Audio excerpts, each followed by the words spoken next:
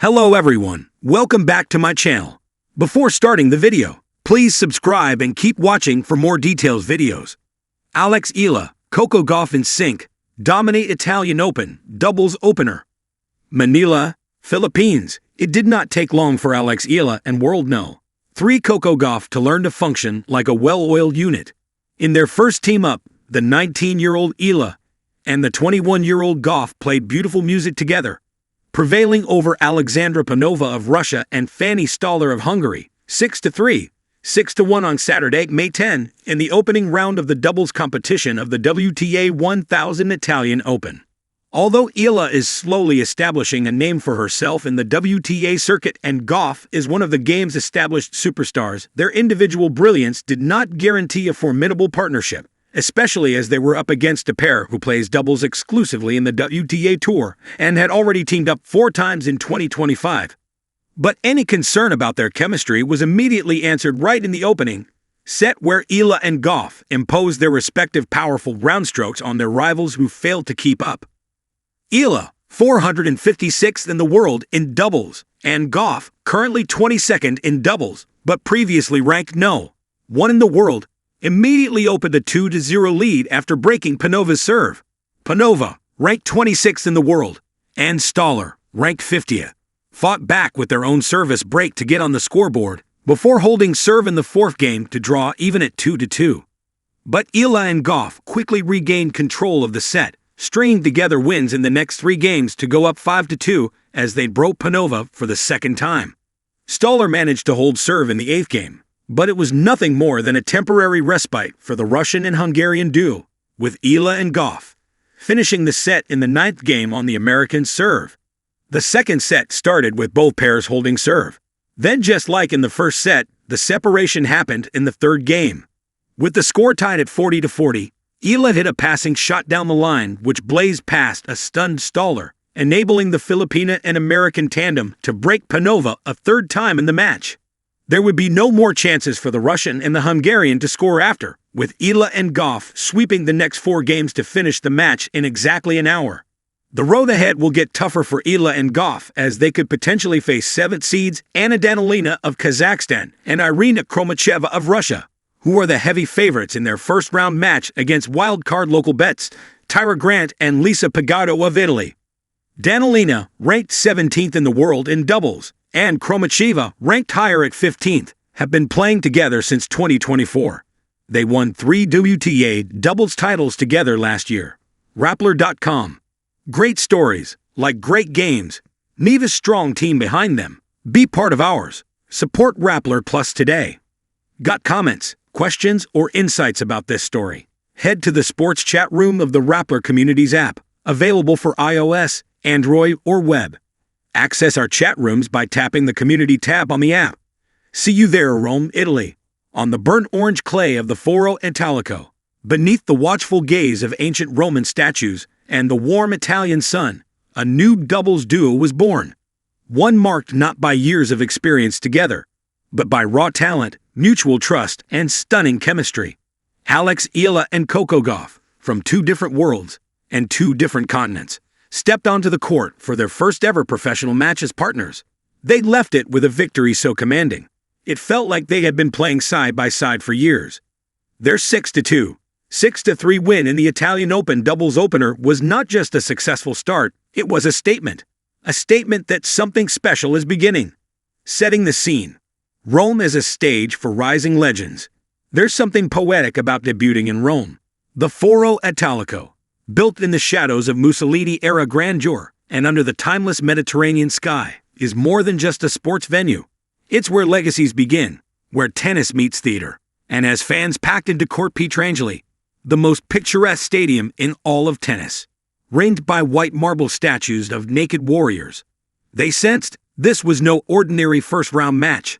The pairing of Coco Gauff, already a Grand Slam singles champion and fan favorite, and Alex Eala, the 19-year-old rising star from the Philippines, had created a buzz that cut through the Roman afternoon air like the sweet smell of blooming azaleas. "We didn't really plan this for months," Gauff would say later with a laugh. "It just happened, and it felt right." Instant chemistry on clay. There was no hesitation, No awkward adjustment period. From the first rally, Eala and Gauff were locked in. Eyes, footwork, instincts, moving like one. Gauff, 21, brought the power. Her forehand was a weapon of rhythm and might, kicking up red dust with every whip of her racket. Her serves exploded off the strings, and her court coverage left no corner unguarded. But Eala, she was the conductor. Calm, elegant, and unflinching under pressure. Her feel at the net was exquisite. Soft hands, keen vision, precise angles.